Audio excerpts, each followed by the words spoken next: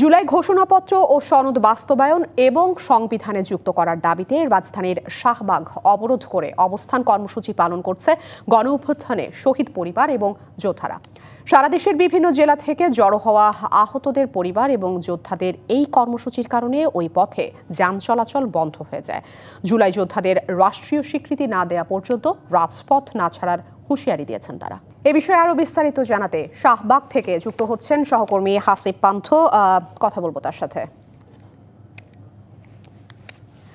হাসিব, আপনি বেশ অনেকক্ষণ ধরেই শাহবাগে সংবাদ সংগ্রহ করছেন, সেখানকার সর্বশেষ অবস্থা জানতে চাইবো। সেই সাথে আসলে শাহবাগ যেহেতু রাস্তাঘাটে চলাচল বৃষ্টির দিনে একটু ভোগান্তি পোহাতে হচ্ছে, আমরা দুপক্ষের বক্তব্যই আপনার মাধ্যমে জানতে চাই।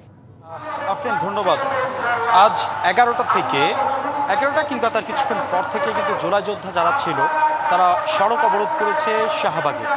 আমি যদি একটু বলি, শাহবাগের ঠিক মেট্রো স্টেশন যেটি, ঠিক তার নিচে একটি ব্যারিকেড দেওয়া আছে, আর অপোজিটে অর্থাৎ আমরা যদি পাশের যে একটি চিত্র বলি, সেখানে জাতীয় জাদুঘর অর্থাৎ শাহবাগ থানার ঠিক সামনে আরেকটি ব্যারিকেড আছে।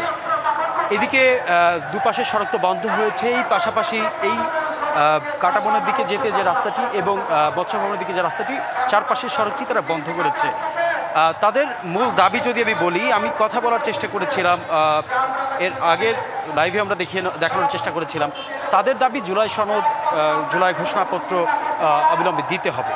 তবে আমরা কথা বলার চেষ্টা করেছিলাম আসলে জুলাই ঘোষণাপত্রের মধ্যে আপনাদের কোনো নির্দিষ্ট কোনো দাবি আছে কিনা বা নির্দিষ্ট কোনো তারা দাবি দেওয়া রেখেছে কিনা, তবে সেই বিষয়ে কিন্তু আসলে স্পষ্টভাবে তেমন কিন্তু আমরা দাবি পাইনি। তখন আমরা জানতে চেয়েছিলাম যারা আহত রয়েছে, যারা জুলাই যোদ্ধা রয়েছে, তারা কতক্ষণ নাগাদ আসলে তাদের এই আন্দোলনটি চালাবে।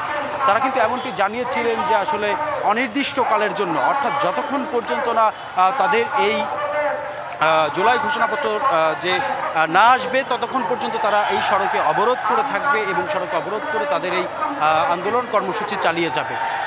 এতে আমি যদি বলি সাধারণ মানুষের কথা, সাধারণ মানুষ যারা ছিল, আমরা সাধারণ মানুষের সাথে কথা বলার চেষ্টা করেছিলাম, তারা জানাচ্ছিলেন ভোগান্তির কথা। তবে আইন শৃঙ্খলা রক্ষাকারী বাহিনী যারা, তারা চেষ্টা করছেন তাদেরকে বোঝাতে যেন জনসাধারণের কোনো বাধা বিপত্তি না ঘটে। হাসিব, আপনার কাছে আমি আসলে জানতে চাইবো যে জুলাই সনদ না হওয়ার আশঙ্কা তারা কেন করছেন, যেখানে জুলাই সনদ নিয়ে এত দিন ধরে ফরেন সার্ভিস একাডেমিতে ঐক্যমত্য কমিশনের দফায় দফায় বৈঠক চলছে এবং ঐক্যমত্য কমিশনে উপস্থিত যারা আছেন তারা চাইছেন যে 5 আগস্টের মধ্যে সমস্ত কিছু যাতে তারা নির্ধারণ করে দিতে পারেন, তারপরও আসলে এই অনির্দিষ্টকালের অবরোধ দিয়ে সাধারণ মানুষের ভোগান্তি কেন?